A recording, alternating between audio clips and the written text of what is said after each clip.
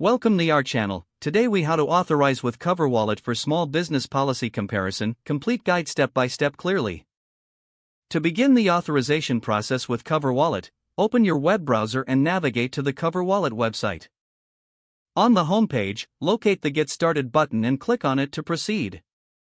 You will be prompted to enter some basic information about your small business. Fill in the required fields such as your business name, address, and type of industry. After entering your business details, click the Next button to continue. You will now need to provide information about your business owners. Enter the names and contact details of the business owners. Once this is complete, click on Continue to move forward. The next step involves verifying your identity. You may be required to upload identification documents or provide additional personal information.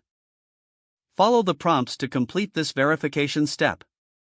After your identity is verified, you will need to create an account.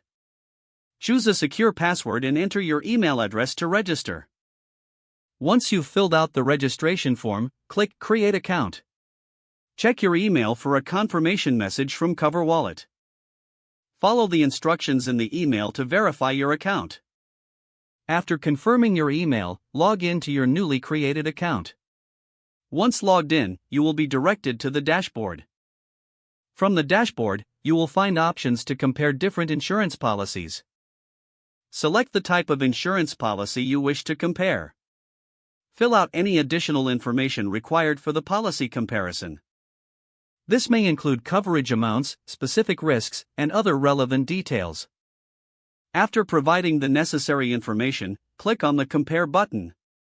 CoverWallet will generate a list of available insurance policies tailored to your needs. Review the policy options carefully to understand coverage and pricing. Once you choose a policy, proceed to the authorization step. You may need to acknowledge the terms and conditions before moving forward. Read through the terms carefully and check the box to accept. Click on the Continue button to finalize the authorization. Don't forget to like this video and subscribe to our channel for more step-by-step tech guides.